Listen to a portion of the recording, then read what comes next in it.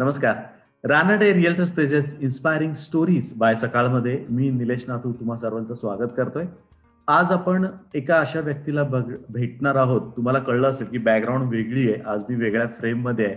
त्याचं कारणही तसंच आहे, कारण ही व्यक्ती आपल्याला खूप लांबनं बोलणार आहे, आपल्याशी खूप 12,000 किलोमीटर दूरनं आपल्याशी गप्पा मारणार आहे. ही व्यक्ती आहे आता सिंगापूरमध्ये. ज्यांनी खरं बघायला गेलं तर सिंगापूरमध्ये 19 वर्ष काढली आहेत, पण महाराष्ट्राची पुण्याची नाळ यांची अजून काही तुटलेली नाहीये, तेवढीच घट्ट अजून राहिलेली आहे. पुण्यामध्ये यांनी क्रिकेट चालू केलं. एज क्रिकेट ज्याला आपण म्हणतो, 14, 16, 19 सगळं पुण्यातनं खेळला. 23 मध्ये खेळला. MPL ला पहिली trophy man of the series ती पण यांनीच मारलेली होती. पण नंतर अशी काही चक्र फिरली की सिंगापूरला जाण्याचा योग आला. सिंगापूरला जाऊन तिथे स्थायिक झाला. आता सिंगापूर नागरिकत्वही त्याच्याकडे आहे. तर भेटूयात चेतन रामचंद्र सूर्यवंशीला. वेलकम चेतन. नमस्कार. Thank you so much Nilesh. Inspiring stories मध्ये तुझं मनापासून स्वागत. आज आपण तुझ्याशी गप्पा मारणार आहोत तुझ्या पुण्याच्या प्रवासाबद्दल. आणि आता तू सिंगापूरमध्येच आहेस, राईट? तू आता सिंगापूरमध्ये स्थायिक आहेस? येस. हो हो. तुला 19 वर्ष झाली असं मी म्हणालो, पण तुझं मराठी एकदम तेवढंच चांगलं आहे. अस्खलित बोलतोयस तू, अजून मराठी विसरला नाहीयेस. नाही, आय थिंक मराठी कल्चर आहे, मराठीच राहणार शेवटपर्यंत. अगदी खरंय, अगदी खरंय. तर सुरू करूया चेतन, की तू तुझं क्रिकेट पुण्यातलं जे चालू झालं त्याविषयी आम्हाला थोडक्यात सांग ना, की तू पुण्यात क्रिकेट कुठनं चालू केलंस? लहानपणी ऑब्व्हियसली सगळे गल्लीमध्ये खेळतात, तर तिथे खेळायचो मी क्रिकेट. आणि एकदा आमच्या शेजारचे अमित निकाळजे म्हणून होते, तर त्यांनी मला सांगितलं की SSPMS ला चांगलं क्रिकेट असतं. आणि त्याच वेळेला मी SSPMS ला पण होतो आणि नेवरेकर सरांना भेटलो आणि that was the starting journey. तिसरी मध्ये सुरू केलं क्रिकेट पुण्यामध्ये आणि स्कूलला खेळायला लागलो तिथे. ओके. आणि मग त्यानंतर क्लब क्रिकेट कुठल्या क्लबला जॉईन केलं होतंस तू? क्लब क्रिकेट पहिलं मी स्पोर्ट्समनला खेळलो, नंतर स्टार्सला खेळलो आणि मग नंतर शेवटी केडन्सला खेळलो. केडन्स अकॅडमीकडनं खेळत होतास. ओके. तू एज क्रिकेट खेळत होतास, 16 खेळला होतास. मला वाटतं 16-17 वर्षाचा असताना तू पहिल्यांदा हे सिंगापूरची ट्रायल दिलीस, बरोबर?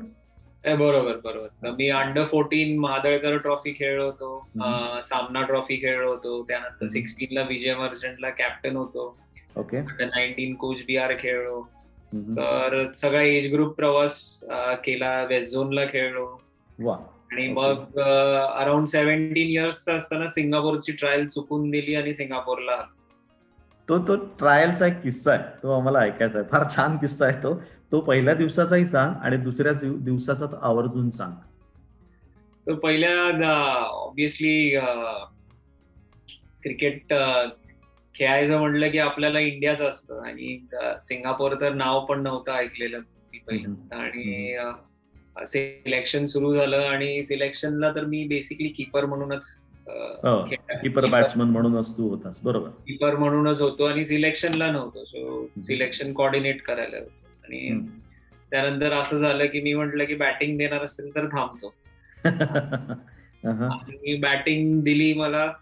आणि जनरली तुम्ही सिलेक्शनला असल्या की खालून खेळता आणि डिफेन्स जास्त करता, पण माझी आयडिया मी सिलेक्शनलाच नव्हतो. तर मी पहिल्या बॉल बसणं अटॅकिंग खेळत आणि काही टेन्शन नाही मारत सुटलो होतो. आणि अराउंड मी 12-13 सिक्सर्स मारले. आणि ब्रेंडन कुरुप्पू त्यावेळेस हे होते, सिलेक्टर्स होते. सिलेक्टर ना पहिल्याच ह्याच्यात आवडलं आणि ते म्हटले की ह्या मुलाला न्यायचंय. म्हटलं अरे. पण म्हणजे तू असं खेळायचं कारण काय? कारण तुला तुझ्या घरच्यांनी सांगितलं होतं तुला इंडिया खेळायचं, इंडियामध्ये खेळ, कुठे सिंगापूरला जातोस किंवा महाराष्ट्राचं क्रिकेट बंद होईल, हे कारण होतं का त्यामागचं? बरोबर. आय थिंक सिंगापूर पहिलं तर माहित पण नव्हतं की सिंगापूरला फर्स्ट टाइम आलो मी त्यावेळेस गरम कपडे घेऊन गेलो होतो की तिथं स्नो पडत असेल किंवा थंडी असेल, पण ते अजूनही पडतं. 19 वर्ष झाले अजूनही ते स्वेटर तसेच आहेत का? पॅक पीस एकदम काढलेलेच नाहीयेत? तसेच. आता 2 दिवस पाऊस झालाय तर टेम्परेचर 22 वर आले. मग आम्ही प्रयत्न करतो की अरे गरम कपडे घाला. फॉर अ चेंज AC बंद करत असाल तुम्ही, जर आज फॅन मध्ये झोपू असं काहीतरी. पण तुला दुसरा दिवस मला तुझ्याकडनं ऐकायचा आहे. ज्या दिवशी पहिल्या दिवशी तुझं शॉर्टलिस्ट झालं होतं ना, दुसऱ्या दिवशी काय घडलं होतं? तू गेला का नव्हतास सिलेक्शनला गेलाच नव्हतास तू. ऍक्च्युली मला कळलं की आता सिलेक्शन तर होणार आहे आणि मला बेसिकली जायचं नव्हतं, सिलेक्शन जायचं नव्हतं. आणि सीन असं झाला की मी सांगितलं आजी आजारी. ते अनिल कलेवार सर होते त्यावेळेस, सिंगापूरचीच होते, पुण्याचे होते ते. तर ते त्यांनी घरी आले आणि ते म्हटले की अरे आजी पहिलीच दिसली त्यांना, ती आजीच दिसली. अच्छा, दार उघडलं तर आजीनेच उघडलं. काय झालं, कोण हवंय? मग त्यावेळेस मग त्यांनी कन्व्हिन्स केलं की सिंगापूर खूप चांगलं आहे आणि सगळं चांगलं आहे. त्यानंतर राजूभाईंनी कन्व्हिन्स केलं की सिंगापूर चांगलं आहे. इंगळे सर होते, इंगळे सरांनी 2 वर्ष काम केलं होतं सिंगापूरमध्ये. ते म्हणते की सिंगापूर कसं चांगलं आहे, you should go and have a look first. अच्छा. आणि मग त्यावेळेस अजय सर पण होते डिसिजनच्या वेळेस. आणि मग फायनली 1 आठवड्याने मी सिंगापूरला गेलो. बर, मग पहिल्यांदा तू टुरिस्ट जाऊन बघून येऊ, 10, 12, 14 दिवस जाऊन बघून येऊ कसं असतं. पहिली आयडिया जर होती की 14 दिवस फ्री तिकीट मिळालंय, फिरून यावं. लोकांमध्ये ती आयडिया होती. हा, ओके. मग तिथे गेल्यानंतर पहिली मॅच कोणाबरोबर खेळलात? म्हणजे तुम्ही पुण्यातनं कोण कोण गेलं होतं आणि बरीच मुलं होती सिलेक्ट झालेली? पुण्यातनं सागर कुलकर्णी होता, त्यानंतर किरण अडाव होता, असे आम्ही 3 जण गेलो होतो. इंडियातनं धर्मीचंद मुलेवा म्हणून होता जो कर्नाटकला खेळायचा आणि इंडिया अंडर 19 खेळत होता, त्यावेळेस पॉप्युलर होता तो. अच्छा, म्हणजे हे जे सिलेक्शन झालं होतं ते फक्त महाराष्ट्रापुरतं मर्यादित नव्हतं, पूर्ण भारताची मुलं त्याच्यामध्ये आलं होतं, त्यातनं तुमचं सिलेक्शन झालं होतं, बरोबर?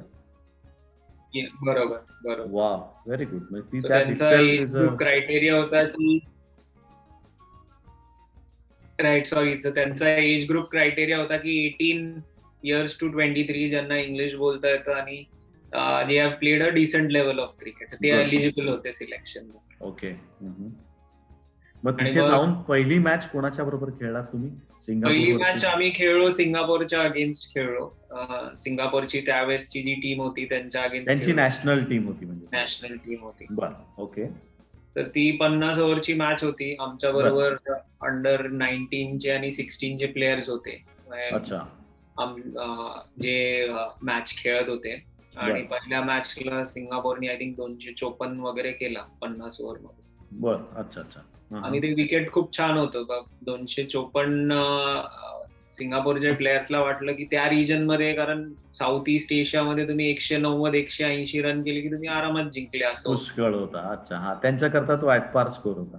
हा, आणि ते रिलॅक्स्ड होते. आणि तो स्कोर आम्ही आता फ्रेश इंडियातनं नवीन आणि चांगलं क्रिकेट खेळलेले, आम्ही तिथे गेलो 24 ओव्हर मध्ये आम्ही ते 254 केले. तुम्ही 24 ओव्हर मध्येच मॅच संपवली होती त्यावेळेस? अरे बापरे. पहिली मॅच होती. सागरनी भरपूर मारले. मी 150 वगैरे नॉट आउट केला होता. 150 केलास तू पहिल्याच मॅचला? पहिल्याच मॅचला. बर, ओके.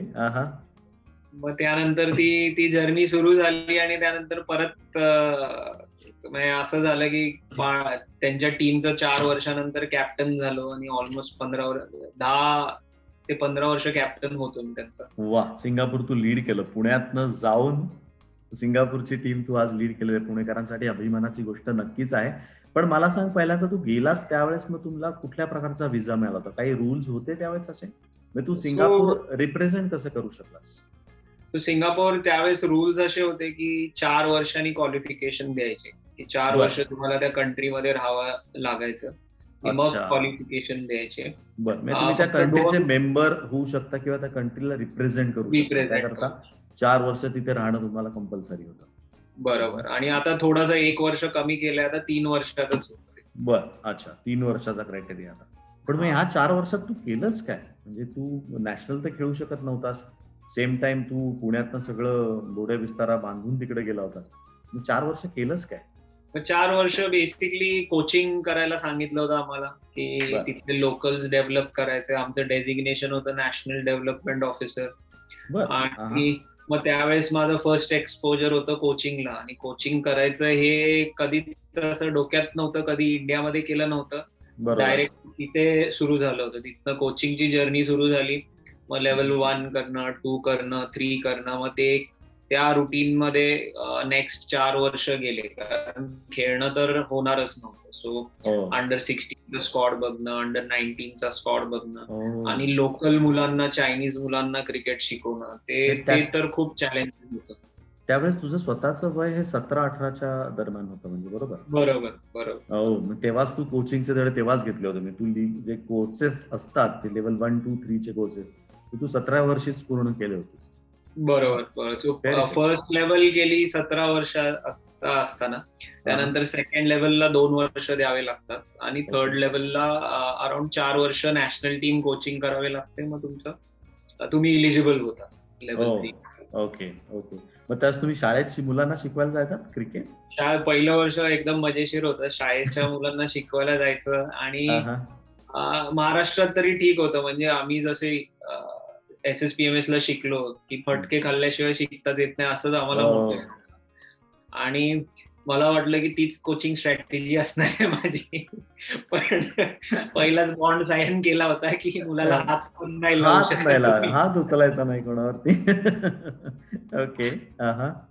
आणि इंडियामध्ये तरी क्रिकेटची जाणीव असते लहान मुलाला पण, बॅट कशी पकडायची, बॉल काय, बेसिक तरी माहित असते. बेसिक म्हणजे तिथे क्रिकेट काय हे पहिलं समजायला लागतं, पहिले 3 महिने.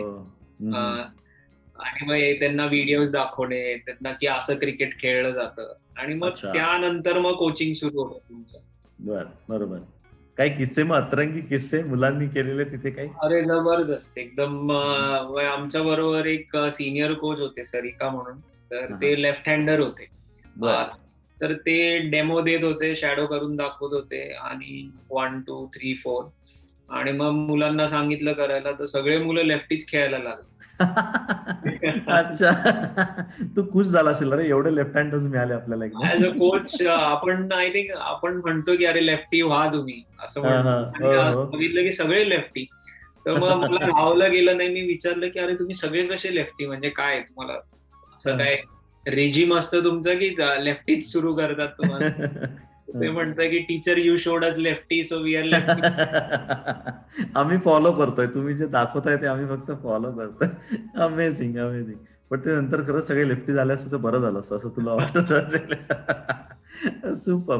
पण त्या वयामध्ये, म्हणजे साधारण तू 18-1 वर्षाचा होता, घरापासून दूर होतास, की एकदम महाराष्ट्राचं क्रिकेट सुटलं होतं, जे की तुझं ड्रीम होतं, आणि ते तुला अवघड नव्हतं की रणजी ट्रॉफी पर्यंत पोहोचणं, कारण जो तुझा ज्या प्रकारे तुझा ग्राफ चढत होता क्रिकेटचा, तर अगदी तू रणजी ट्रॉफीमध्ये सिलेक्ट तर नक्कीच झाला असतास. पण ते सोडून 4 वर्ष क्रिकेट, तसं पहिलं तर कॉम्पिटिटिव्ह न खेळणं आणि असे काहीतरी उद्योग करणं, त्यावेळेस तो मॉरल डाऊन नाही झाला कधी? नाही, डेफिनेटली डाऊन तर झालं. आय मीन शॉकिंग होतं की हे कधी केलं नाहीये, आणि इंडियात सवय होती की सकाळी जायचं ग्राउंडवर, संध्याकाळी पण जायचं ग्राउंडवर. इथे सकाळ संध्याकाळ जायचो तर ग्राउंडवर, पण मुलं नव्हती बॉलिंग टाकायला, मशीन बरोबरच खेळत बसायचं. सो ते थोडा चेंज होता. आणि दिवसभरात ते 2 तास स्कूलचे झेलून यायचे मुलांचे, कधी कोचिंग बघितली नव्हती. सो थोडं चॅलेंजिंग होतं. आणि कॉम्पिटिटिव्ह क्रिकेट काहीच नाही मिळालं त्या टाइम मध्ये. सो लकीली 4 वर्षानंतर एकतर सिंगापूरला पण क्वालिफाय झालो मी, आणि थोडासा ICCनी रूल थोडासा लूज केला होता की तुम्ही तुमच्या कंट्रीला जाऊन खेळू शकता. अच्छा, बरं. त्यावेळेस मग मला इंडियाला येऊन इन्व्हिटेशन खेळायला चान्स मिळाला. तसाच MPL खेळलो, आणि मग KKRच्या स्क्वॉड मध्ये पण 2009ला. हो, तू IPL ला KKR लाही रिप्रेझेंट केलेलं आहेस. बरोबर. पण त्यानंतर परत मग सिंगापूर जाणं हे डोक्यात फिक्स होतं की यस, आपल्याला परत सिंगापूरला जायचंय? नाही, त्यानंतर हे होतं की खेळायचं, इंडियामध्येच खेळायचं. पण 2010ला एक रूल आला की तुम्हाला इंडियात मिनिमम क्रिकेट खेळणं इम्पॉर्टंट आहे, आणि तुम्ही जर फॉरेन कंट्रीला खेळलाय तर तुम्ही इधर इमिजिएटली तुम्ही फॉरेन कॅटेगरीमध्ये येता, किंवा तुम्हाला 2 वर्ष ते कूलिंग पिरियड द्यावं लागेल. सो आय थिंक इंडियामध्ये वेगवेगळे रूल येत राहतात दरवर्षी. नवीन काहीतरी होत असतं. अरे करणारच काय, इथे एवढे जण क्रिकेट खेळतात ना, त्यामुळे दरवर्षी नवीन रूल इंट्रोड्यूस करावाच लागतो, नाहीतर इंडियाच्या 5 टीम होतील, मी सांगतो तुला. सो मग मी डिसाईड केलं की आय थिंक परत जाऊन सिंगापूरची टीम त्यावेळेस अराउंड 41-42 वर पोहोचली होती रँकिंग, जी 58 वरनं सुरू झाली होती. आय थॉट की यांनाच वर घेऊन जाऊ, गो विथ देम. मग परमनंट मग परत इंडियाला नाही. मग तुझ्या एफर्ट्सनी ते 41 ची रँकिंग आता कुठपर्यंत तू आणली होतीस? आता 20 वर आली, 20th वर. Wow, super. म्हणजे आता 20 नंबरवरती इंटरनॅशनल स्टँडर्डवरती हे रँकिंग तू पोहोचून ठेवलेलं आहेस. तर त्यावरती त्याच्यामध्ये नक्कीच तुझी तेवढी मेहनत आहे. आणि हे मेहनत करताना तुला स्वतःला ॲज अ कॅप्टन, तू कॅप्टन होतास बरोबर, 10-12 वर्ष तू स्वतः कॅप्टनशिप पण केलेली आहेस. तर त्यावेळेस ते 36 बॉल 100 त्यावेळेस हे वर्ल्ड रेकॉर्ड होतं, ते नंतर तुला कळलं. त्याबद्दल थोडा आम्हाला तो किस्सा सांग ना. 2009 मध्ये आय थिंक ती मॅच होते, मला वाटतंय. आम्ही शेख जायद स्टेडियमला होतो, दुबईला, अबुधाबीला. आणि चायना बरोबर मॅच होती ती. चायना, ते मुलं असे होते की चायनाने अराउंड 8-9 वर्षापूर्वीच क्रिकेट सुरू केलं होतं. तर चायनामध्ये कम्युनिझम असल्यामुळे ते तुमचं जे फील्ड ऑफ प्ले किंवा फील्ड ऑफ वर्क तो ठरलेला असतो की आता तुम्ही लाईफभर क्रिकेटच खेळायचं किंवा तुम्ही लाईफभर एज्युकेशनच करायचं. तर हे असे वेगवेगळ्या प्रोव्हिन्सेस मधनं सिलेक्ट केलेले स्टुडंट होते आणि त्यांचा फिटनेस आणि फिल्डिंग बघायला गेलं तर आउटस्टँडिंग होते ते लोक. नोबडी वॉज क्लोज आणि फिटनेसला तर हेच नाही. पण ऑब्विसली बॅटिंगला स्किल लागते, थोडी बॉलिंगला स्किल लागते. तर ते त्यांचं स्पीड आणि स्पिन एवढं नव्हतं, रिझनेबल होते ते. पण साधारणतः आपल्या क्लबच्या साईड सारखे असतात, क्लब लेवलचं स्टँडर्ड त्यांचं होतं. हा. सो चायनाची मॅच सुरू झाली आणि त्यांचं चिअरिंग बघून एकदम आमचा जो ओपनर होता तो स्ट्राईक घ्यायचा, तो नॉन स्ट्राईकला गेला. की त्यांच्या कॅप्टननी असा हात वर केला आणि ते कराटेमध्ये ओरडतात ना की किक मारल्यानंतर किंवा काय, एकदम असा तो ओरडला आणि 11 जणांनी तसे हात वर केले, सपोर्ट केला. बापरे. ओके, अच्छा. Something new for you. आणि मी म्हणलं क्रिकेट फील्ड मध्ये कधी घडलं नव्हतं असं.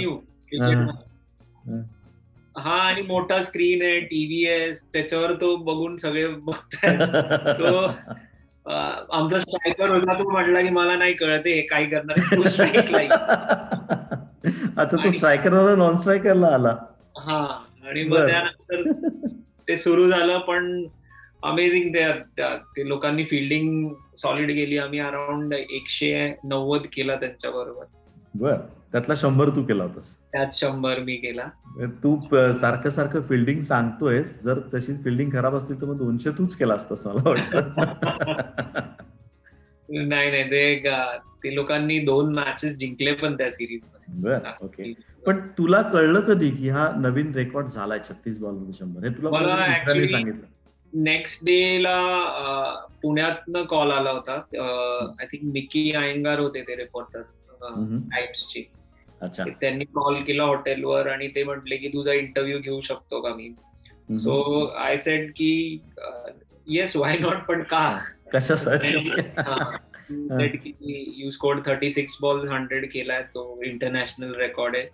वा, तो पहिला रेकॉर्ड झाला. त्यावेळेस मग तुला असं आसमान के ऊपर वगैरे असं वाटत होतं की यस, आपण वर्ल्ड रेकॉर्ड केलाय, त्याची नोंद घेतली गेली, जास्त महत्वाचं खरं. त्यानंतर मला वाटतं तुझ्याच खास मित्रांनी क्रिस गेलनी तो तोडला ना 30 बॉल मध्ये त्यांनी केलं. हो. नको, त्या मॅच मध्ये नको जायला. पुण्याची मॅच येते ती आम्हाला विसरायची आहे, त्यामुळे त्याच मॅच मध्ये नको जायला आपण. पण त्यानंतर मग सिंगापूरचं क्रिकेट सेटल, हळूहळू तूही सेटल झालास, क्रिकेट पण सेटल केलंस. मग त्यामध्ये काय विशेष एफर्ट्स तुला द्यावे लागले की अशा वेळेस की तुझ्या फिटनेससाठी म्हणा किंवा तुझे जे मेंबर, तुझ्या बरोबरचे कलिग्स होते, त्यांच्यासाठी काय वेगळे एफर्ट्स घेतले होतेस तू? आता जसं इंडियामध्ये असतं की तुम्ही स्वतः अकाउंटेबल असता, कारण तुम्हाला जर टीम मध्ये राहायचं असेल तर तुम्ही तुमचं सगळं करायचं असतं. पण ज्यावेळेस तुम्ही असोसिएट कंट्रीज मध्ये असता तर मोटिवेशन लेवल, प्रायमरी तुमचा रोल क्रिकेट नसतो, तुमच्याकडे काम असतं. त्यामुळे लोक मोटिवेट करणं, टीम जमा करणं हे खूप इम्पॉर्टंट असतं. आणि प्लेयर्सला सांगणं की बाबा सकाळी एक्सरसाइज कर, संध्याकाळी नेट्सला ये, ते सगळं करणं हे खूप इम्पॉर्टंट होतं आणि त्यामध्ये जास्त वेळ जायचा. आणि ज्यावेळेस मी लास्ट मॅच खेळलो त्यावेळेस 11 पैकी 10 जण जे होते ते मीच शिकवलेले होते अंडर 13 पासून. हो, अच्छा. तुझे स्टुडंट्स होते ते. माझे स्टुडंट होते आणि ते कल्चर त्यांच्यात होतं एक सॉर्ट ऑफ.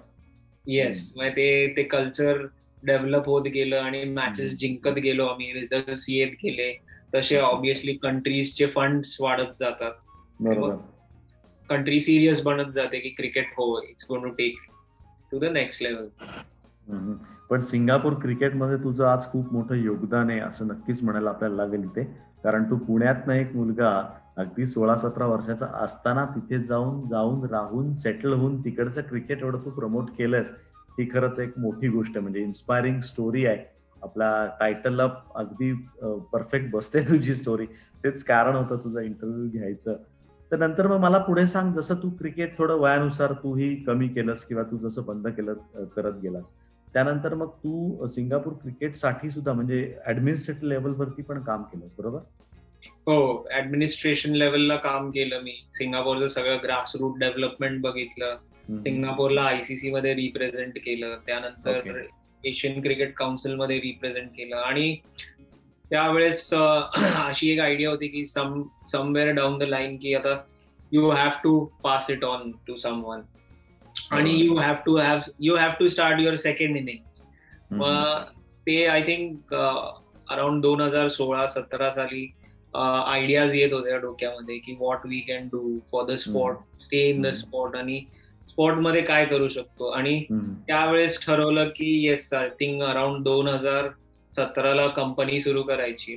आणि जे आयडियाज आहेत डोक्यात ते प्रत्यक्षात उतरवायचा प्रयत्न करायचा असं म्हणून 2017ला कंपनी सुरू केली. आणि 2019 पर्यंत थोडासा ग्राउंड लेवलला ती सेट झाली होती. मग त्यावेळेस मी नॅशनल टीमचं रेझिग्नेशन दिलं, रिटायर्ड झालो. ओके. कारण काम वाढायला लागलं की जे काम हातात घेतलं होतं त्याला वेळ जास्त द्यावा लागला. सो पण 2017च्या अगोदर म्हणजे 19ला जसं तू रेझिग्नेशन दिलं म्हणालास, तर त्यावेळेस काय पोस्ट वरती तू सिंगापूरमध्ये काम करत होतास नॅशनल टीमला? मी डेव्हलपमेंट ऑफिसर होतो. सगळं सिंगापूरचं डेव्हलपमेंट बघत होतो, right from coaching, schools, national teams, त्यांचे स्ट्रॅटेजीज काय असले पाहिजेत, ते कसे डेव्हलप झाले पाहिजे. सिमिलर आय थिंक इंडियाच्या स्टँडर्ड मध्ये जसं राहुल द्रविड आता करतोय तसं. हो, एनसीए जसं अप्लाय आमच्या इथे जसं तुम्ही त्याप्रमाणे हँडल करत होता. वा, सुपर, टेरिफिक. मग 2017 ते 2019 मध्ये तू 2 वर्ष, जसं तू आता मला टी शर्ट पण तुझं दिसतंय ते स्पोर्ट्स किंगडम, तीच तू कंपनी 2017ला लॉन्च केलीस, बरोबर? बरोबर. स्पोर्ट्स किंगडम 2017ला लॉन्च केली. आणि आता I think it has made quite a long way. Obviously 2020 count नाही करायचं आपल्याला कुणाला. तुला ते डिलीट करायचं तुझ्या आयुष्यात. मगाशी बोलताना तू म्हणालास 19 वर्ष, नाही 18 वर्ष. म्हटलं का थोडी नाही, ते 2020 मला डिलीट करायचं माझ्या आयुष्यात. नाही, पण तरी एक वर्ष म्हणून ते खरं सांगायला गेलं तर ते 2020नी जे आपल्याला शिकवलंय ना, ते आजपर्यंत जगात कोणीही शिकवलेलं कोणालाही शिकवूही शकणार नाही. एवढ्या गोष्टी लोकांना त्या 2020 शिकवून गेलेलं आहे. पण तू जे तुझे कंपनीबद्दल बोलत होता स्पोर्ट्स किंगडम, तर सर्वात पहिले नाव कुठनं डोक्यात आलं? किंगडम, आपलं स्वतःच एक किंगडम असं, म्हणजे तसं राजा रजवाडेचं नाव जे काही दिलेलं आहे, तर ते कुठनं डोक्यात आलं की स्पोर्ट्स किंगडम? आय थिंक की लहानपणापासून शिवाजी महाराजांना फॉलो केलंय. आणि मराठ्यांचा इतिहास तर सारखाच असायचा घरात, कारण माझे वडील फुल फॅन होते इतिहासाचे. आणि किंगडम आणि आपलं स्वतःचं राज्य असलं पाहिजे, स्वराज्य असलं पाहिजे, त्या टाइप्सचे ते विचार नेहमी होते. आणि मग मी म्हटलं की आता जर कंपनी सुरू करायची आहे तर कसलं राज्य करणार आहे आपण? स्पोर्ट्स राज्य करणार आहे, तसं ते नाव आलं. टेरिफिक. आजपर्यंत कधी हा विषय आपला झाला नव्हताच, नावाविषयी, पण चांगला इनपुट मला ह्याच्यातनं मिळालेलं आहे. पण मग त्यानंतर कोण कोण जुडत गेलं आणि अशी ही कंपनी, आज आपण त्या कंपनीकडे येणार आहोत, तर सुरू झाली त्यावेळेस किती जण होती, मग ते कसं ग्रो होत गेलं पुढे? सो आय थिंक ते ग्रँड विजन तर हेच होतं की स्पोर्ट्स जे मेजर स्पोर्ट्स आहेत वर्ल्ड मधली ते एका प्लॅटफॉर्मवर कनेक्ट करणं हे मेन विजन होतं. आणि त्यासाठी स्टार्ट सेशा म्हणून आहे जो CTO आहे आमचा, तो बेसिकली त्यांनी Amazon मध्ये काम केलंय, मायक्रोसॉफ्ट मध्ये केलंय आणि IT-चं जे नॉलेज म्हणतात ते भरपूर त्याच्याकडे. तर त्याला मी ही आयडिया शेअर केली की आपण एखादा ऍप बनवू आणि त्या ऍप मध्ये whether it's coaches, whether it's facilities, whether it's store आणि whether it's knowledge sharing about the game हे एका जागेवर असलं पाहिजे. त्या उद्देशाने आम्ही हे सुरू केलं आणि त्यानंतर फर्स्ट आम्ही अराउंड 20 कोचेस हायर केले क्रिकेटसाठी प्लॅटफॉर्मला आणि ते प्लॅटफॉर्मवर एनरोल केलं आणि अराउंड 3 महिने ते चालवलं. अराउंड आम्हाला एक 27-28 बुकिंग झाले. मग लक्षात आलं की बुकिंग्स जर यायचे असतील तर you have to go to the ground level. तुम्हाला अकॅडमी किंवा ग्रासरूट मध्ये तुम्हाला काम करावं लागेल. त्यावेळेस तुमचं हे ऍप्लिकेशन सक्सेसफुल होऊ शकतं किंवा त्यावेळेस लोकांना तुमच्याबद्दल माहिती होईल आणि तुमचं प्लॅटफॉर्म वाढू शकतं. आणि जर 20 क्रिकेटचे कोचेस असतानाच MS धोनीचं प्रपोजल आलं आमच्याकडे की तुम्ही आमची अकॅडमी रन करता का सिंगापूरला. अच्छा. आणि त्यामध्ये आम्हाला पण आयडिया होती की आम्ही पण अकॅडमी करणार आहे, की ग्रासरूटला जर जायचं असेल तर अकॅडमी करावी लागते. बरोबर. So we took MS Dhoni academy. आम्ही त्यांच्याबरोबर ऑपरेशन सुरू केले आणि त्यानंतर मग ही आयडिया मी प्रशांत बरोबर शेअर केली, जो आमचा स्ट्रॅटेजिक ऑफिसर आहे आता. सो ही सेड की रोहित इंटरेस्टेड असेल याच्यामध्ये तर why don't you come down आणि शेअर युअर थॉट्स, आपण बसून बोलू. हिटमॅन रोहित शर्मा. आणि त्याच टाइम मध्ये मी परागला पण एक आयडिया शेअर केली होती. तर पराग त्यावेळेस आय थिंक HP मध्ये की डेल मध्ये चांगले काम करत होता. तर तो त्यांनी काही विचार न करता तो म्हटला काढ माझं पण तिकीट. आम्ही लगेच सकाळी बसलो फ्लाईट मध्ये, सकाळी डिसाईड केलं आणि संध्याकाळी मुंबईत बसून 4 तास अकॅडमी बद्दल बोललो की कशी आम्हाला अकॅडमी करायची, कसं. पराग पण आपल्या शो मध्ये येऊन गेला, त्यांनी हा किस्सा सांगितला होता. तुम्ही खूप 6-7 तास त्याच्याशी गप्पा मारत होता तिकडे आणि तिथे अप्रूव्ह करूनच घेऊन आला तिकडे मुंबईत. राईट. तर मला वाटतं 3-4 वाजेपर्यंत बसलो होतो सकाळी आम्ही आणि ते अप्रूव्ह झालं. आणि नेक्स्ट डे सिंगापूरला येऊन आम्ही क्रिक किंगडम हे एक्सपॅन्ड करायचं कसं करायचं ह्याच्या मागे सुरू झालं. पण क्रिक किंगडम हे स्पोर्ट्स किंगडमची एक ब्रांच आहे, राईट? म्हणजे sports kingdom is your mother company. बरोबर. आणि त्याच्या मधले त्याच्या ब्रांचेस जे आहेत ते क्रिक किंगडम आहे. अजून काय काय ब्रांचेस आहेत तुमच्या? आता लास्ट वीक मध्ये आम्ही लॉन्च केली फुटबॉल किंगडम. ओके. प्रत्येक मला वाटतं जपानमध्ये टेनिस अकॅडमी पण, जपानमध्ये टेनिस किंगडम पण. म्हणजे आता काय टेनिस झालं, फुटबॉल झालं, क्रिकेट झालं, what is next is badminton kingdom. Okay. म्हणजे असं ते शिवाजी महाराज जसं म्हणत होतं ना की मला समुद्रातलाही किल्ला पाहिजे, मला मावळातलाही पाहिजे, मला इकडचाही पाहिजे, तसं तुझं किंगडम आता तू वाढवतोयस का हळूहळू?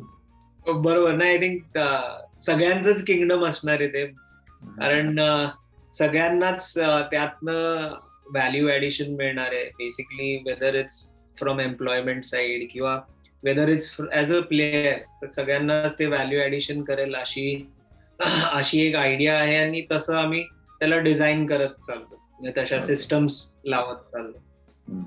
पण जसं तू परत आता म्हणजे बऱ्याच वेळेस तुमच्या बोलण्यात सिस्टम हा शब्द बरेच वेळा मी ऐकतो. तर तुम्ही जसं तू स्वतः क्रिकेट खेळलायस पण तेवढ्याच फ्लुएंटली तू तेवढ्याच अगदी नजाकतपणे फुटबॉल अकॅडमी पण तुम्ही चालवता, तेवढ्याच चांगल्या प्रकारे टेनिस अकॅडमी पण चालवता.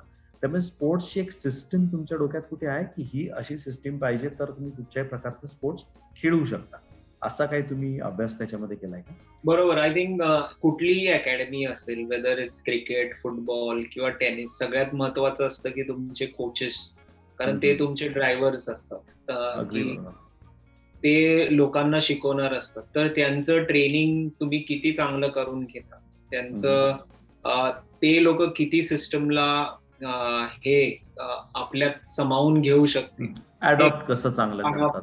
करतील. तर ते खूप इम्पॉर्टंट गोष्ट आहे. सो ज्यावेळेस आम्ही फुटबॉल करायचं ठरवलं, त्या आम्ही डेव्ह म्हणून एक बार्सिलोनाला खेळायचा प्लेयर, तर त्याचे इंटरव्ह्यूज घेतले, अराउंड 2 महिने इंटरव्ह्यूज घेतले, अंडरस्टँड केलं की त्याला सिस्टम माहिती आहे का. कारण तुम्ही प्लेअर चांगला असू शकता आणि पण कोच असू शकता का नाही, exactly. It's not necessary. If a good player should be a good coach. खरं आहे. आणि तुम्ही नॅशनल टीमचा कोच चांगला असू शकता, पण डझंट मीन की तुम्ही ग्रासरूटचा कोच चांगला बनू शकता, कारण हे टोटली डिफरंट आहे. बरोबर. मग त्याच्याकडनं आम्ही करिक्युलम डेव्हलप करून घेतलं फुटबॉलचं, ते व्हॅलिडेट करून घेतलं की whether it is possible. Okay. आणि त्यानंतर आम्ही कोचेसला अप्रोच झालो, तर कोचेसचा पण प्रतिसाद चांगला मिळाला आम्हाला, आणि मग आम्ही फुटबॉल किंगडम लॉन्च करायचं ठरवलं. ओके. आता फुटबॉल किंगडमच्या कुठे कुठे ब्रांचेस आणि किती आहेत?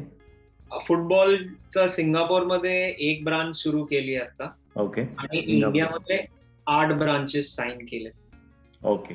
हे कोविडमुळे फक्त तुम्ही लॉन्च करायचं मला वाटतं मागे आहे ती गोष्ट. आता ऍक्च्युली फिजिकल लॉन्च करणं तर अवघड आहे, की मार्केटिंग करणं किंवा कुठल्या सेलिब्रिटीला आणणं, कारण that is not ethical I feel. बरोबर. You are going to gather crowd. So आम्ही ते लॉन्चेस बंद केले. ओके. ओके. पण तुम्ही 8 ब्रांचेस इंडियामध्ये आता साईन केलेल्या आहेत, जे की चालू होतील. बरोबर. राईट. आणि सिंगापूरमध्ये ऑलरेडी एक झालेली आहे तुमची ब्रांच. येस. आणि टेनिस किंगडम विषयी काय सांगतील? त्याचं कसं प्रोसेस आहे? टेनिस किंगडम आता सध्या फक्त आम्ही बुकिंग सिस्टम सुरू केली आहे, की टेनिस तुम्ही जपानमध्ये, फक्त आता जपानमध्येच आहे की तुम्हाला जर टेनिस कोर्ट्स बुक करायचे तर ते आमच्या प्लॅटफॉर्मवर जाऊन तुम्ही बुक करू शकता. कारण टेनिसमध्ये आणि बॅडमिंटन मध्ये अजून आम्हाला ते मिळाले नाहीयेत लोक. सो एकदा करिक्युलम वर कॉन्फिडन्स आला, एकदा कोचेस ट्रेनिंग वर कॉन्फिडन्स आला, तर आय एम शुअर की आपण त्याला नेक्स्ट लेवल जाऊ. अगदी खरं, अगदी खरं. पण मग स्पोर्ट्स किंगडम हे जे तू प्लॅटफॉर्म जे तू तयार केलेलं आहेस, त्यामध्ये तुझं प्रिसाईज स्वतःचा हेतू हाच आहे, म्हणजे मुलं मिळवणं ह्याच्यापेक्षा मला असं वाटतं तुझ्या बोलण्यात की कोचेस चांगलं घडवणं. कारण जर कोचेस चांगले असतील तर तुमच्याकडे येणारी मुलं रिटेन होतील किंवा वाढतील. हे तुझं त्याच्या मागचा थॉट आहे? डेफिनेटली. आय मीन स्पोर्ट्स मध्ये बेसिकली तुम्ही प्लेयर असता किंवा तुम्ही कोच असता किंवा तुम्ही एखादा एन्थुझियास्ट असता किंवा तुम्ही पेरेंट असता. तर ह्या चौघांनाही गोष्टी लागतात. जसं कोच, प्लेयर्सला लागतात चांगले कोचिंग आणि फॅसिलिटी लागते. कोचेसला लागतात की एक चांगला माझ्यासाठी एक पाथवे असेल ज्याच्यात माझं मी करिअर करू शकतो, आणि मला ऍज अ कोच मला एक गायडन्स असेल की what curriculum to run, what should I do. तर ते कोचेसला लागतं. पेरेंट्सला लागतं की माझ्या मुलाचं व्यवस्थित चालू आहे की नाही, की तो व्यवस्थित काम करतो, ठीक आहे, जातोय अकॅडमीला किंवा जातोय 1-on-1 सेशनला, तर त्याचं प्रोग्रेस चांगला होतोय, प्रोग्रेस हे कळला पाहिजे. बरोबर आहे, कळला पाहिजे. आणि लास्ट ते फॅसिलिटी ओनर्स असतात. फॅसिलिटी ओनर्सला ऑब्व्हियसली त्यांचा जर बिझनेस चालू ठेवायचा असेल, त्यांना क्राऊड लागतं. तर ते सगळं एका प्लॅटफॉर्मवर आलं की everybody gains something out of it. आता जसं आता आम्ही AI प्लॅटफॉर्मवर काम करतोय, जे सिंगापूर गव्हर्नमेंटनी ग्रांट दिली आम्हाला, तर त्या AI प्लॅटफॉर्मवर आम्ही असं करतोय की खूप साऱ्या रिजन्स असतात किंवा कंट्रीज असतात, तिथे तुम्ही रोज कोचिंगला नाही जाऊ शकत, पण तुम्ही तुमचा व्हिडिओ तर अपलोड करू शकता. सो ते AI प्लॅटफॉर्म काय करतं की व्हिडिओ अपलोड केला तुम्ही की तुम्हाला गायडन्स देतं की आज तुम्ही ही घरी ड्रिल करा, उद्या ही करा. तुमचे व्हिडिओ कम्पेअर करून की what is good, what can be good. So हे सगळं स्पोर्ट्स किंगडम करतं. ओके. म्हणजे तुम्ही टेक्नॉलॉजीची पण तेवढीच मदत तुम्ही घेताय. जरी हे स्पोर्ट ग्राउंडवरती खेळले जातात तरी पण ही जी 2 वर्ष वाया जात आहेत ती तुम्ही काय वाया जाऊ दिलेली नाहीयेत असं एकंदरीत दिसतंय. टेक्नॉलॉजी पण तुम्ही तेवढंच सपोर्ट घेऊन या गोष्टी चालू ठेवल्या. Yes yes yes. Super, very good. तर मग अजून स्पोर्ट्स किंगडम तुझं जे विजन आहे तुझं म्हणावं, चेतन सूर्यवंशीचं विजन जे आहे ते स्पोर्ट्स किंगडमला कुठे नेणं आहे, किंवा काय असं गोल सेट केलाय की जगामध्ये एवढी शहरं किंवा एवढे देश आणि एवढा एक आकडा काही डोक्यात सेट केलाय? राईटली यू सेड की आय थिंक लास्ट इयर 2020 भरपूर काही शिकवलं. सो लास्ट इयर 2020 मध्ये आम्ही आयडेंटिफाय केले की कुठले सिटीज आहेत जिथं आपलं इंडियन पॉप्युलेशन आहे मेजॉरिटीली, की that will be our standing point. तर अराउंड 126 सिटीज आहेत वर्ल्ड मध्ये जिथे इंडियन पॉप्युलेशन आहे आणि they want something like this. Okay, 126 cities. Yes. So 126 cities आम्ही शॉर्टलिस्ट केलेत आणि by end of the 5th year we would want to be there in each and every city. Wow, super. असं म्हटलं जातं की समोर गोल असल्याशिवाय कुठली गोष्ट अचीव्ह करता येत नाही, ते आपण बघतोय. यस फ्रेंड्स, तुम्ही पाहताय Ranade realtor presents inspiring stories bye सकाळ. आपल्याबरोबर आहे चेतन सूर्यवंशी, थेट सिंगापूरमधून. चेतन, पुन्हा एकदा येऊयात आपण स्पोर्ट्स किंगडम कडेच. तर स्पोर्ट्स किंगडम विषयी अजून मला थोडंसं जाणून घ्यायला आवडेल की तू जसं मगाशी आपण बोललो टेक्नॉलॉजीची पण मदत तुम्ही त्यामध्ये घेताय, पण मी असं ऐकलंय की तू प्रत्येक मुलाला रिपोर्ट कार्ड पण देतोस त्याच्यामध्ये, आई वडिलांच्या मोबाईलवरती त्याचा प्रोग्रेस कार्ड जातं. डेफिनेटली आय थिंक सगळ्यात मोठा फीचर आहे तो. मला वाटलं की खूप बेसिक फीचर असेल तो, पण ऍज अ पेरेंट तुम्हाला वाटतं की माझ्या मुलाचा प्रोग्रेस कळावा. कारण मी पेरेंट्सला बघतो, कोचेसला सारखे म्हणतात की सर कुठे आहे तो, सर कुठे आहे तो. आणि कोचला पण त्याला फीडबॅक द्यायचा असतो, पण कोच लिहून नाही देत, कारण इट्स टाइम कन्झ्युमिंग आणि लिहिणं आणि ते डॉक्युमेंटेशन करणं जनरली कोचेसला आवडत नाही. So what we have done is we have simplified that report, की कोचेस प्रत्येक रिपोर्ट म्हणजे एवढं डिटेल्ड केलाय की 2 मिनिटाच्या आत तो रिपोर्ट संपला पाहिजे. एवढं म्हणजे आपल्या डेव्हलपर्सनी पण त्याच्यावर काम केलंय की तो रिपोर्ट ऍज अ कोचला, म्हणजे त्याचा कोचिंगचा टाइम वेस्ट न जाता त्या टाइम मध्ये तो सगळं त्याचा रिपोर्ट रेडी करू शकतो.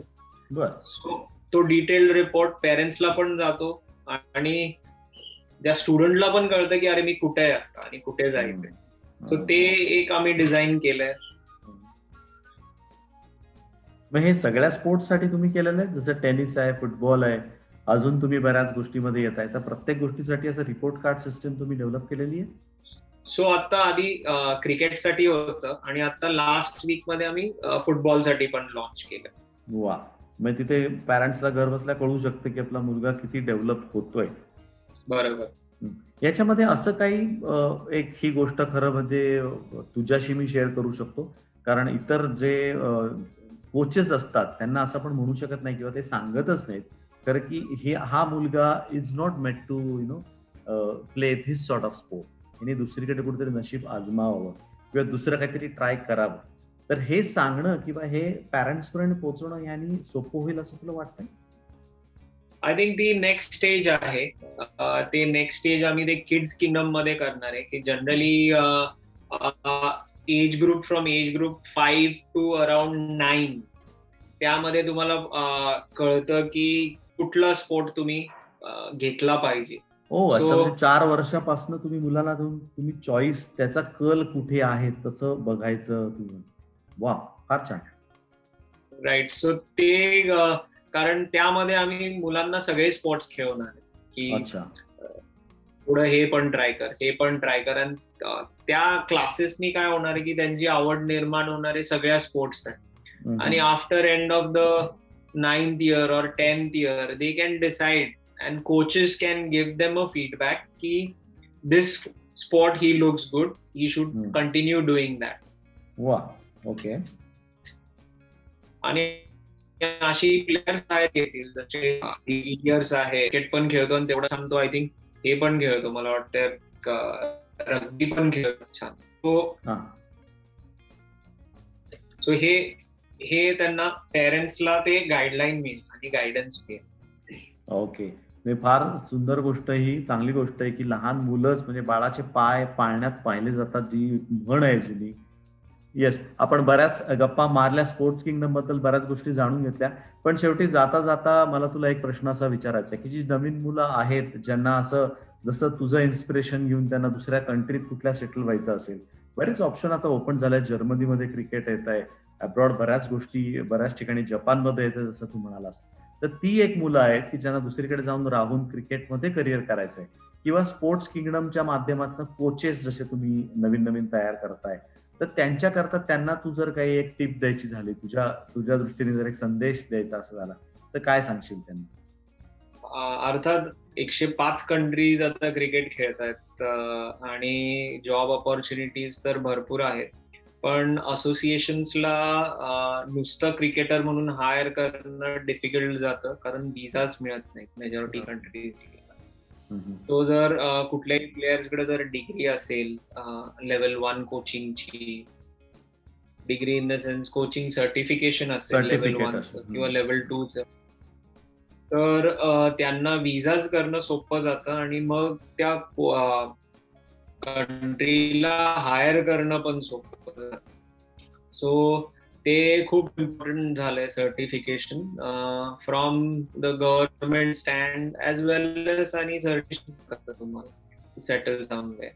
आणि coming to sports kingdom, definitely स्पोर्ट्समध्ये लाईक कोचेस जे इंडियामध्ये आहेत आणि इंडियामध्ये जे डिसिप्लिन आहे कोचिंगचं ते अमेझिंग आहे. आता we already have place 2 coaches from India बाहेरच्या कंट्रीजमध्ये, सिंगापोर झालं, जपान झालं. तो बाहेर डेफिनेटली वॉन्ट आहे, कारण आपल्या रक्तामध्येच डिसिप्लिन आहे आणि मेहनत करायची ताकद सगळ्यांमध्ये असते. सो तुम्ही स्वतःला एज्युकेट केलं आणि स्वतःला फ्युचर बघितलं ॲज अ कोच, किंवा it can be in sports also, तर डेफिनेटली बाहेर आणि स्पोर्ट्स किंगडम मध्ये देर is lot of requirement. Super. म्हणजे तुला म्हणायचं की करिअर ऑपॉर्च्युनिटी म्हणून हे तुम्ही बघू शकता. स्पोर्ट्स किंगडमचे वेगवेगळे तुम्ही कोर्सेस जॉईन करून सर्टिफिकेशन घेऊन स्पोर्ट्स किंगडम सुद्धा कुठे प्लेसमेंट अशा टाइप्स करते, असं तुमच्याकडनं काही आहे असं तुमच्या डोक्यात काही? कोचिंग मध्ये तर डेफिनेटली प्लेसिंग, कारण आपली स्वतःचीच कंपनी असल्यामुळे we require lot of coaches. Coming to umpiring आणि कमेंट्री, यामध्ये obviously we have links.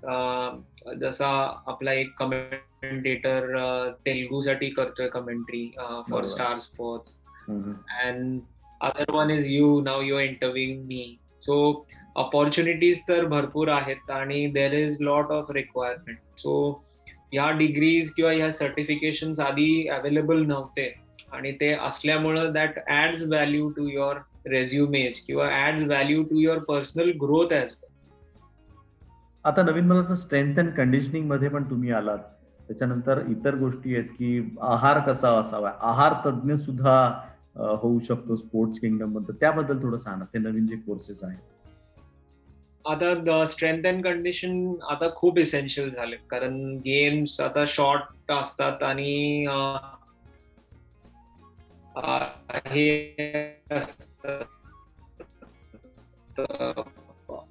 Energy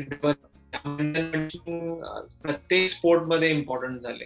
आधी आय थिंक टेस्ट मॅचेसला we felt that we could our time, किंवा जे strength is needed, that you have to have a trainer who helps you do that at a national level किंवा state level. ते already उपलब्ध असतात, पण ज्या वेळेस तुम्ही अकॅडमी लेवलला असता किंवा तुम्ही क्लब लेवलला असतात, तर त्याचा उपयोग आपण कधी करून घेत नाही. आणि ज्यावेळेस आपण अचानक ह्या गोष्टी सुरू करतो स्टेट लेवलला किंवा नॅशनल लेवलला, तर आपण थोडंसं ट्रबल मध्ये सापडल्यासारखं होतं आणि इंजुरीजचे चान्सेस वाढतात. तर त्यामुळे तुम्हाला जर ती सवय आधीपासून असेल ऍज अ प्लेयर, तर इट टेक्स यू प्लेसेस. आणि as a strength and conditioning coach तुम्हाला वाटत असेल, तर ते फ्युचर खूप आहे, कारण यू हॅव मल्टिपल स्पोर्ट्स. कारण सॉकर असतो 90 मिनिटाचा असतो, इंटेन्स असतो, ते बॅडमिंटन असतं किंवा टेनिस असतं, आणि ह्या इंटेन्सिटी खूप हाय असते स्पोर्ट्सची. तर सगळ्यांनाच आता ट्रेनर असणं खूप इम्पॉर्टंट झालं. मला आठवतंय की सायमन टॉफलला मी भेटलो होतो 2011 मध्ये. तो आमची अंपायरिंग करत होता आणि he was staying opposite where my room was. आणि त्यांनी त्याचा स्वतःचा ट्रेनर करून आला होता बरोबर, so that he trains him. मला राहवलं नाही, सो आय आस्क्ड हिम की अरे तुला का ट्रेनरची गरज, तू तर धावपळ करत नाही. तर ही सेड की धावपळ करायलाच ट्रेनर लागतो असं नाहीये, की you need to stand there whole day, you need to focus on. कारण अंपायरचं डिसिजन एक चुकलं की तो खराब अंपायर. बरोबर. तो प्रत्येक गोष्टीला स्ट्रेंथ अँड कंडिशनिंग आणि ट्रेनर असणं इम्पॉर्टंट झालंय. अगेन कमिंग टू न्यूट्रिशन, आता जसे करोनाचे दिवस आहेत की काय खावं काय नाही खावं, आता सडनली डाएट हे खूप इम्पॉर्टंट पार्ट झाले. जरी तुमची फिटनेस चांगला असेल आणि डाएट चांगला नसेल तर ते तुमच्या अंगी लागतच नाही. तो एक इम्पॉर्टंट टॉपिक झालाय. आणि प्रत्येक कंट्री बरोबर, लाईक आय सेड, प्रत्येक स्टेट बरोबर एक न्यूट्रिशनिस्ट असतो. सो तो आय फील अकॅडमी लेवलला, क्लब लेवलला, स्कूल लेवलला मिळाला पाहिजे. आणि it has to become our culture as a player, की हे सगळेचा उपयोग मी माझं गेम नेक्स्ट लेवलला नेतो. अगदी खरं. तू कल्चर व्हायला पाहिजे हा जो तुझा मुद्दा आहे तो खूप मला पटला, की लहानपणापासूनच हे अंगीकृत केलं पाहिजे. जसं स्पोर्ट्स किंगडम आता येत आहे की 4 वयाच्या मुलाला हेरणंपासनं तिथपासनं त्याच्यापर्यंत तो सर्टिफिकेट घेऊन बाहेरच्या जगात जाईपर्यंत तुम्ही सगळा प्रवास त्याचा तुमच्याबरोबर होऊ शकतो. फार सुंदर गोष्ट आहे. फार फार महत्वाच्या गोष्टी आज तुझ्याकडनं कळल्या. Thank you very much Chetan. Ranade realtors आणि सकाळ दोघांतर्फे मी तुझे खूप आभार मानतो. आणि तू वेळात वेळ काढून आमच्या इथे आलास, आमच्याशी गप्पा मारल्यास त्याबद्दल पुन्हा एकदा तुझे खूप आभार. Thank you Chetan. Thanks a lot. Thank you so much. Thank you for having me. Yes friends, आज इथेच थांबूया. पुढच्या एपिसोडला भेटूयात नवीन इन्स्पायरिंग स्टोरी घेऊन. थँक्यू. Take care.